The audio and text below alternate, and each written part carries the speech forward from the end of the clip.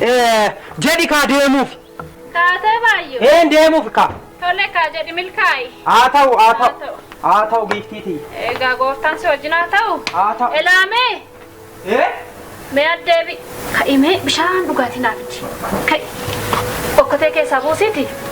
Qadada sanatti naaf iji. Dafdee bodhee du'e. Ankan siin jedhu. Maal naan jettee leellooti? Hin beektu.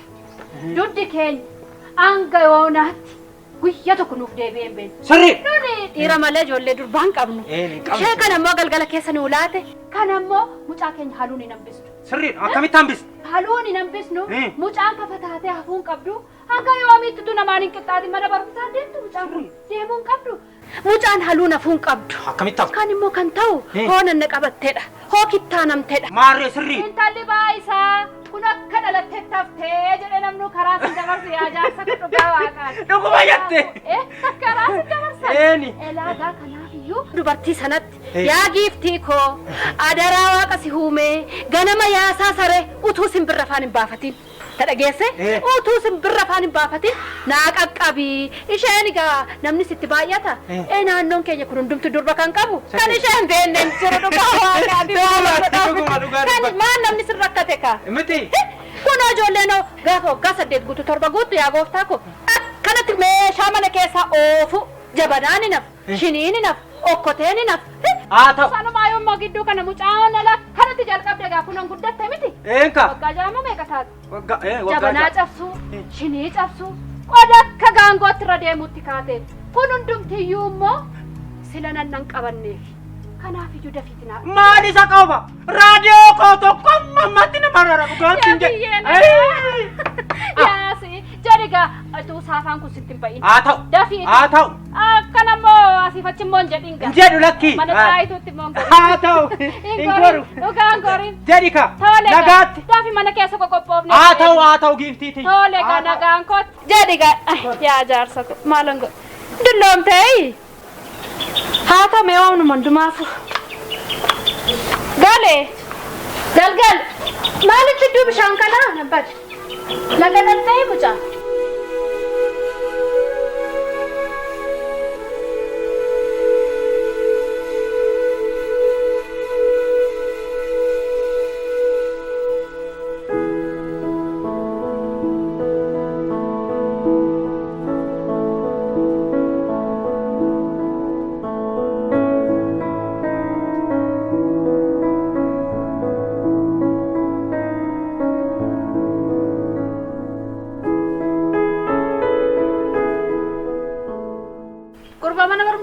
Maal mana keessa?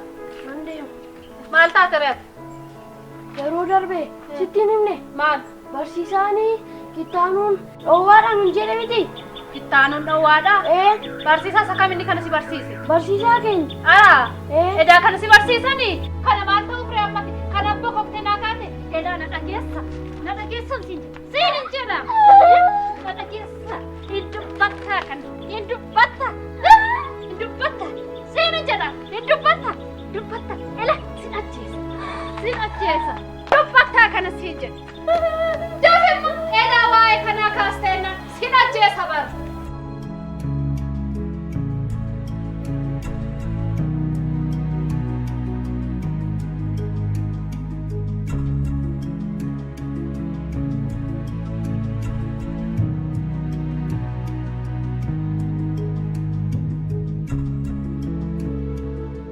yaa taa'ii kun jirtu ani bade maalan jedhaan kaa erga hoggaan deemu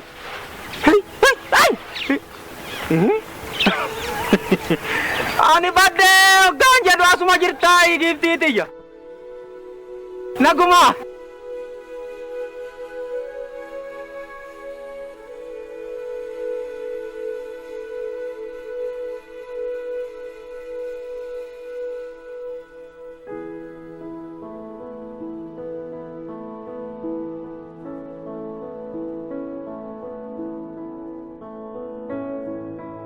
hojii kootii bariin jedhe kana duwwaa miti kan Ameerikaa jiran kan Addis Ababaa jiran Finfinnee kan jiran miti maa carabee jirtee bittee nan beeka bar Tol.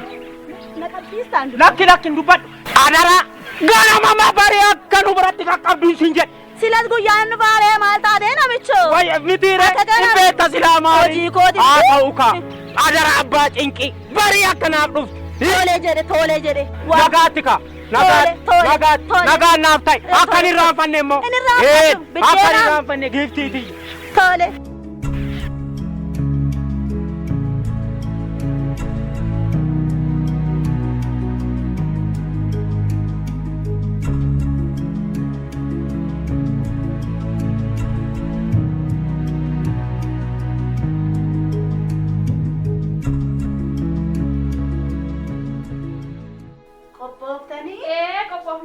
Nakottu gaagifti. Tole. Siimi jatamiti bakki kun. Natti tola. Yaa gonfee komee halluu kana keessaa na baasi. Tole. Tole yaada Itti qabi galgala kee. Tole.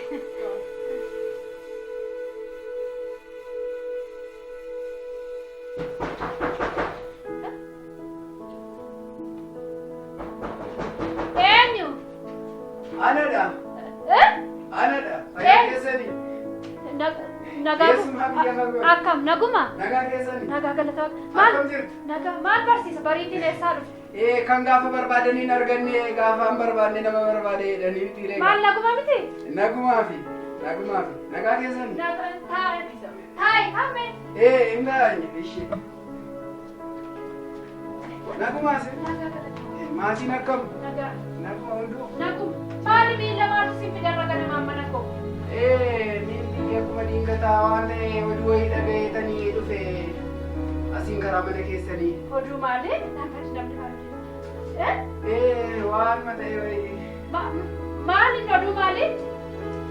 Waan ta'e mucaa durbaa qabdu jedhanii mana ishee mana sin baastanii mana barumsaa sin galchine jedhanii. Maali reeka nagaaffiinsaa mucaa durbaa godhachuun maal rakkina qabaree moo nurratti haaraa ba'e moo sinuma reefuu waa mucaa durbaa tokko godhanneef moo kan akka raajiitti odeessuutti ka akka maal biraas seebitti maala maal nurra rakkina maalii qabee qaba mucaa durbaa tokko. Inni baga waaqayyo sinii laate siniif haa guddattu. Amma immoo dhagna qabuu fi jechaa jirtu jechuu dhagayeetaniin wantichi sirrii akka hin taane sinitti himuuf jedheetaniin. Eenyuti kana haasa'u? Egaa akkuma carraan hin dhagahee yaadichi sirriidha moo yoo ta'e yaada sirrii akka hin taane qophiin keessani kun jechuufani. Yaa barsiisaa maal egaa fuuldura kaa'ee akkamittiin si dhossaa miti egaa adaraa waaqaa lafaan awwaalaa barsiisa kanan dubbatinaati. Ilmoon koo akkamittiin qofaa nafti. Ilmoon koo jibuu qabsiisachuu hin qabnu. Kanaaf jechaadha waa biraatiin miti barsiisa adaraa gooftaa kun awwaali mucaan anatti guddisee nan beeka warra keessa nan beeka maatii keessa nan beeka na awwaali ilmoo koo. Inni sirriidha sirriitu na guddisee garuu wanta sirrii hin taane sinitti himuu fi dubartii ijoollee durbaatiin taanuun rakkoo hedduu qaba. Da'umsa irratti miidhaa guddaa qaba. Maali kana na barsiisuu dhuftanii barsiisa manatti maali jennaan immoo jenne malee kan na dhibu. Maali inni ilmoo koo yoon ila naannamuruu dhiisee yoo morma kute maaltu nama gashee egaa ulfinaan marchuma abbaa tokko jalatti baatadhani eegooti naa ba'i mana koo keessa. Maal akka kana angoorsa kan biraan barbaadu hoo ta'e mucaan kana safuu keessaa naa baasa. Ani kafaan deemuu qabdi mucaan namatti dabalamuu qabdi namaan qixxaachuu qabdi ilmoon koo maali? Ela adeeleello kuni fafa miti. Fafni kan qaama ishee hir'istanidha. Fafni malee mucaa nagaa dhalattee mucaa jireenya ol qajeeltoo qabattee deemaa jirtu. Kuni muruun dhaluun fafummaadha malee. Kuni elaashan dubbii sobaati. Kun dubbii sobaati. Aadaa keenya kan durumaa kaasnee ijoollee durbaa kan nan dhaqaban kan kittaa kan durumaa kaasee jira. Adaraa waaqaa lafaa qeekoo barii dhuftee nan jeeqiniin har'aabee barsiisaanan. Seerri isaa eegubai qeekootti kenna. Akkasii. Baay'ee mana koo keessatti. Akkasii. Egaa akkas ta'e mucaan akka akkam buune. Ati maalirraa Akka buune. Ila obboleettii koo qaluuf jedhu. Obboleettii koo qaluuf Harri kutiina isatti hin bu'ina. Harri kutiinaas. Adaraa seera. Adaraa seera. Adaraa seera mucaa keessa qabu. Namicha nana mataa qabbeen iyya baay'inarraa. Adaraa seera. Haa iyya muka iyya. Adaraa seera. Adaraa seera.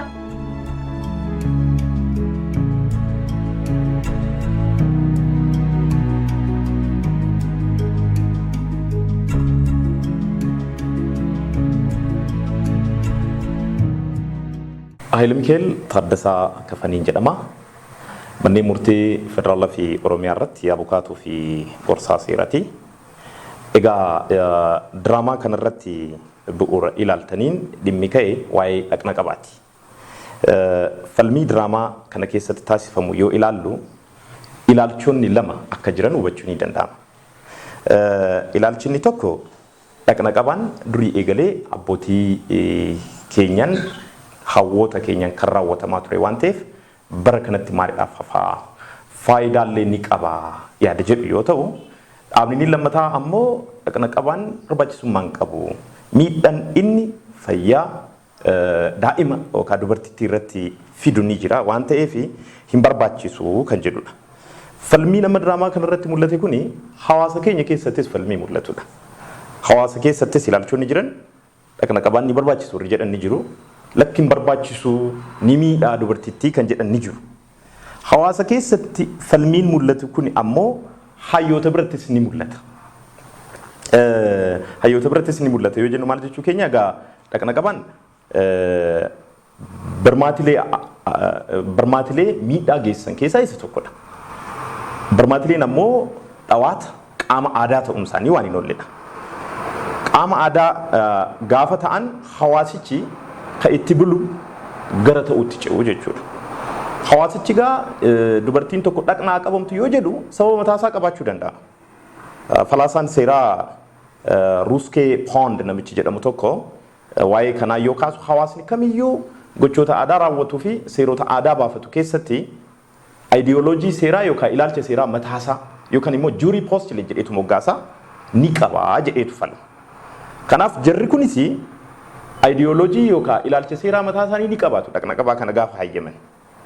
Haa ta'ullee malee ilaalchi seeraa kun haga yoomitti itti fufaa jechuun miidhaa geessisuunsaa erga mirkanaa'ee fayyaa daa'imaa irratti miidhaan inni fiduu danda'u qabatamaadhaan erga beekame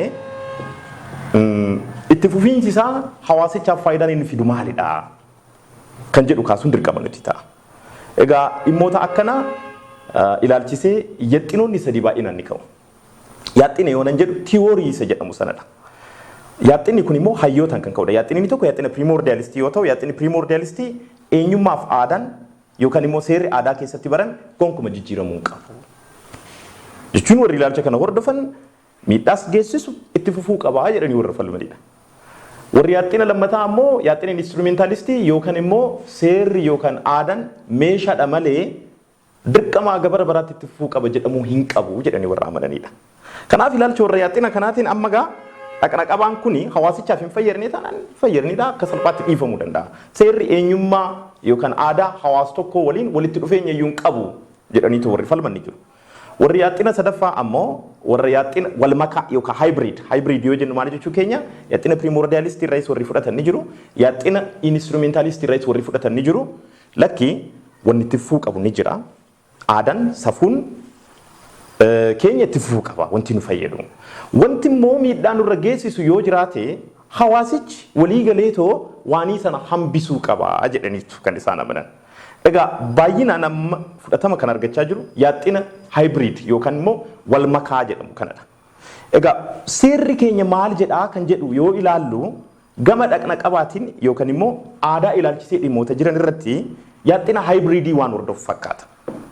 Egaa heerri mootummaa keenya aadaa hawaasa kamiitiif iyyuu beekamtii kennee jira.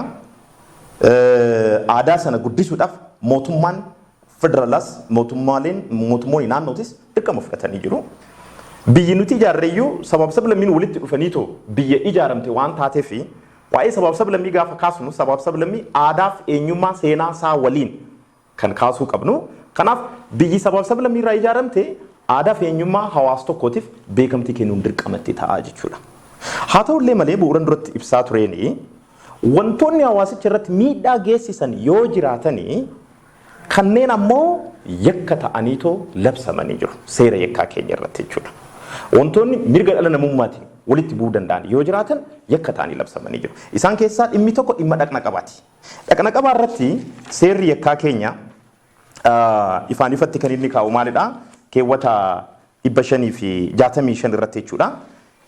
Namni kamiyyuu yoo dhaqna qabaa raawwate hidhaa salphaa ji'a sadiitii gadi hin taane yookaan adabbii maallaqaa qarshii 500 gadi hin taane inni adabamaa jedha. Gara diraamicha keenyaatti dhufu. Jarri kun guutumaan guututti gochicha hin raawwanne. Otoo raawwatiin addaan citee jira. Haa ta'ullee malee itti fufaniitoo otoo gochicha kana raawwatanii qaamni dhaqna qabaa raawwate sun bu'uuran amma ibsaa jiruun keewwata 565 jalatti ni adabamaa jechuudha. Haa jennume otoo dhaqna qabaan kun ammoo dhukkuboota daddarboodhaaf mi'a itti saaxileewu. Kunis ni adabsiisa. Waa'ee dhukkuba daddarbaa dabarsuu ilaalchisee seerri yakkaa tumaalee mataasaa qaba. Tumaalee sana jalatti akka adabamu seerri yakkaa keewwata 568 ifaan ifatti ni labsa. Kana qofa miti. Al tokko immoo qaama raawwatu qofa otoo hin taane akka raawwatamu qaamonni tumsa godhan ni jiru. Qaamonni irratti hirmaatan kan ija qabdu ni jirti. Hawaasicha keessaa dirqama wanti kun kabajamuu qaba. Ta'uu waan nan dubartittiin akkana taati jedheetoo qaamni dhiibu yoo jiraate innis akka adabamuudha kan seerichi kaasu. Warra ta'uu danda'a. Warraan ala ammoo gochichi kun akka raawwatamu gochi dhaqna qabaa kun akka raawwatamu qaamni tumsu yoo jiraate hidhaa salphaa ji'a 3 gadi ji'a 3 hin caalle fi akkasumas adabbii maallaqaa qarshii 500 hin caalleen akka adabamudha seerichi kan tumu. Qabxiin inni biroo immoo maalidha? Seerri dhaqna qabaa ilaalchisee tumame kuni akka raawwatamne warri falman jiraachuu danda'u. Sababoota adda addaa qabaachuu danda'u. Eenyummaa isaanii, aadaa isaanii, seenaa isaanii ka'umsa godhachuudhaan kuni maaliidhaaf jijjiirama kan dur barree warri jedhan jiraachuu danda'u. Haa ta'ullee malee bu'uura duratti ibsaa tureeni wanti nu fayyadu tokko itti fufuu qaba. Wanti immoo fayyaa xiinsammuu namaarratti mirga namaarratti miidhaa geessus tokko ammoo hafuu qaba. Adeemsa kanaanidha seerri keenya kan tumame. Kanaaf seerri keenya keessa darbee maal jechaa jira? Dhaqna qabaa ani yakkadha jedheetoo tume kana lakkin barbaachisuu jedheetoo akka seerri kun hin raawwatamne qaamni yakka kana raawwate akka hin qabamneef ittiin gaafatamne qaamni hojjetu yoo jiraate innis akka adabamudha. Adabbiin isaa maalidha? Hidhaa salphaa ji'a 3 gadi hin taane fi adabbii maallaqaa qarshii 500 gadi hin taaneen akka adabamu seerichi ifaan ifatti ni tuma. Kanaaf dhimma kana irratti akka dhimmichi seerichatti seeraaf hin baane warri raawwatan utuu micoomtuun dhugumatti dhaqni ishii qabamee jiraate warri kana raawwatan yoo jiraatan keewwata 570 jalatti kan adabamanidha. Sababoota kanaan dhaqna qabaan yakkadha. Hawaasni keenyas aadaasaa eenyummaasaa itti fufsiisuunsaa akkuma eegametti ta'ee fayyaa isaarratti immoo barmaatileen miidhaa geessisan yoo jiraatan kanneen irraa of eeguun dirqama ta'a jechuudha. Galatooma.